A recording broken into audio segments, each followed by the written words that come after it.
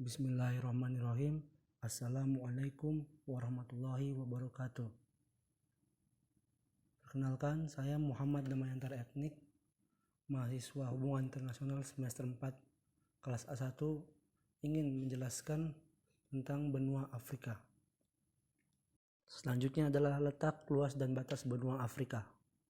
Benua Afrika terletak di sebelah barat daya benua Asia. Pada masa lalu, benua Afrika dan benua Asia menyatu. Namun, karena adanya pembangunan kanal atau terusan Suez di Mesir, akhirnya kedua benua tersebut terpisah oleh perairan. Secara astronomis, benua Afrika terletak di antara 38 derajat lintang utara sampai 35 derajat lintang selatan, dan 17 derajat bujur timur sampai 51 derajat bujur barat. Secara geografisnya, benua Afrika terletak antara Samudra Hindia dan Samudra Atlantik. Luas wilayah benua Afrika mencapai 30.319.000 km persegi. Wilayah daratan dunia dengan batas wilayah berikut ini. Di utara dibatasi oleh Laut Tengah dan Selat Gibraltar. Di timur dibatasi oleh Laut Merah dan terusan Suez. Di selatan dibatasi oleh Samudra Hindia dan di barat dibatasi oleh Samudra Atlantik. Fakta-fakta tentang Afrika. Afrika adalah benua terbesar ketiga ke dunia setelah Asia dan Amerika, dan kedua terbanyak penduduknya setelah Asia, dengan luas wilayah 30.224.000 km persegi, termasuk pulau-pulau yang berdekatan dengan Afrika, meliputi 20% dari seluruh total daratan di bumi. Dengan 800 juta penduduk di 54 negara, benua ini merupakan tempat bagi 1/7 populasi dunia. Di Afrika sendiri ada Sungai Nil yang merupakan sungai terpanjang di dunia. Sungai Nil ini terletak memanjang dari utara sampai ke selatan. Dan juga di benua Afrika terdapat piramida Mesir yang merupakan salah satu dari 7 keajaiban dunia. Geografi Afrika. Benua Afrika merupakan benua ketiga terbesar setelah Asia dan Amerika dengan bentuk masif, dengan teluk-teluknya dan tanjungnya yang jarang. Menurut geografis, benua Afrika tadinya terletak di dalam laut dan kemudian timbul sehingga terjadi retakan yang memanjang dari utara sehingga selatan. Ini disebut dengan Great Rift Valley atau lembah celah besar. Bentang alam dan iklim Afrika. Daerah Afrika terdiri dari dataran tinggi, pegunungan tinggi, gurun, dan daerah depresi. Dataran tinggi yang terkenal di Afrika dikelompokkan menjadi dua, yaitu Plato Afrika Selatan, antara lain Plato Ethiopia, Plato Danau Tengah, dan Plato Afrika Utara. Yaitu Plato Afrika Utara ialah keadaan penduduk Afrika. Saat ini penduduk Afrika mencapai lebih dari 861 juta jiwa. Dengan populasi terbanyak adalah warga kulit hitam. Sisanya adalah warga keturunan Arab, Berber, Eropa, dan Asia. Sebagian besar penduduk kulit hitam tinggal di bagian selatan Gurun Sahara, sedangkan bagian utaranya ditempati warga keturunan Arab dan Berber. Adapun keturunan Eropa banyak yang menempati wilayah Afrika Selatan. Penduduk asli Afrika terdiri atas berbagai suku bangsa, yaitu suku bangsa Pygmy di pedalaman Zaire, suku bangsa Busman, Zun, Hottentot di Gurun Kalahari, serta suku bangsa Tuareg, Negroid, dan Sahrawi di Gurun Sahara. Banyaknya suku tersebut membuat Afrika kaya akan etnik. Lebih dari 800 bahasa digunakan di Afrika, namun bahasa Arab, Swahili, dan Hausa paling luas penggunaannya. Budaya dan agama. Prasejarah yang statis berlangsung sangat lama, kemudian tumbuh dan berkembang pada awal abad Masehi. Untuk wilayah-wilayah tersebut pada zaman prasejarah ada yang berlangsung sebelum Masehi seperti di Mesir. Tetapi sampai dewasa ini ada masyarakat kecil yang hidup seperti zaman prasejarah.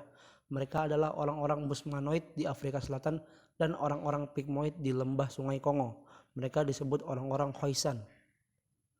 Agama di Afrika, Kristen dan Islam adalah dua agama yang paling terbesar. Sekitar 40% orang Afrika adalah Kristen dan 40% lainnya Muslim. Kurang lebih 20% orang Afrika memeluk agama asli Afrika. Sejumlah kecil juga memeluk Yudaisme, seperti suku Beta Israel dan Lemba. Kairo juga dikenal dengan berbagai menara masjid dan gereja. 90% dari penduduk Mesir adalah penganut Islam. mayoritas Sunni dan sebagian besar juga menganut ajaran Sufi lokal. Sekitar 10% penduduk Mesir menganut agama Kristen, 90% dalam denominasi Koptik. Ekonomi Afrika. Aktivitas pertanian di sebagian besar wilayah Afrika didominasi oleh pertanian. Pertanian di Afrika umumnya digiatkan di sekitar daerah aliran sungai seperti Sungai Nil. Benua Afrika memiliki barang tambang yang berlimpah dengan hasil utamanya antara lain intan yang memasuk 98% dari hasil dunia, emas 35%, mangan 25%, tembaga 20%, dan minyak bumi yang banyak terdapat di Afrika Utara dan Afrika Barat. Selain itu, aktivitas perekonomian juga mengandalkan hasil kehutanan seperti kayu dan kulit binatang.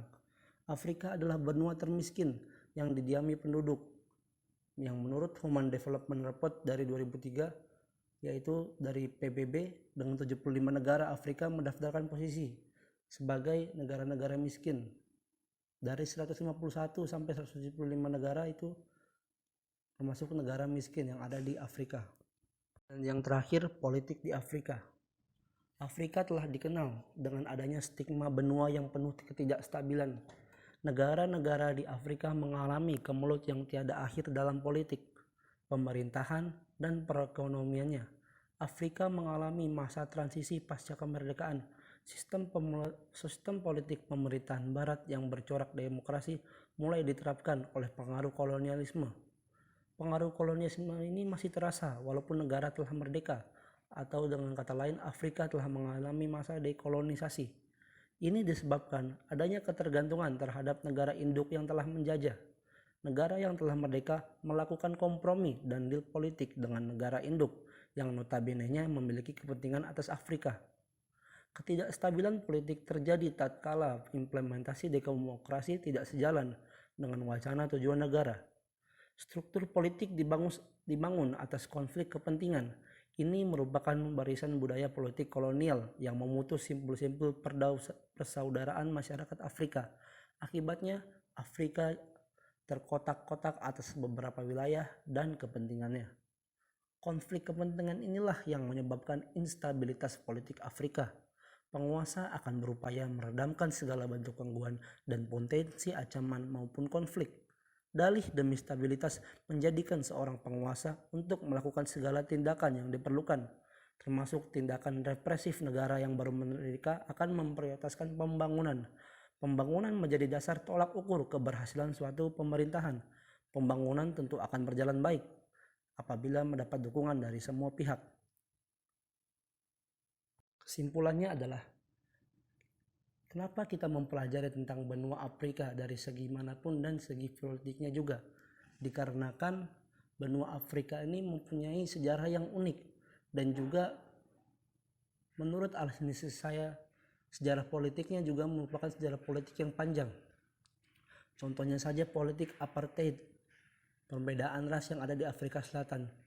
Orang-orang Afrika berjuang untuk menyelamatkan rasnya dengan diselamatkan oleh Presiden Nelson Mandela untuk melindungi orang-orang pribumi atau orang-orang kulit hitam dari ras-ras barat. Maka daripada itu sangat menarik untuk mempelajari benua Afrika itu sendiri. Sekian dari saya, apabila ada saya salah kata mohon maaf. Wassalamualaikum warahmatullahi wabarakatuh.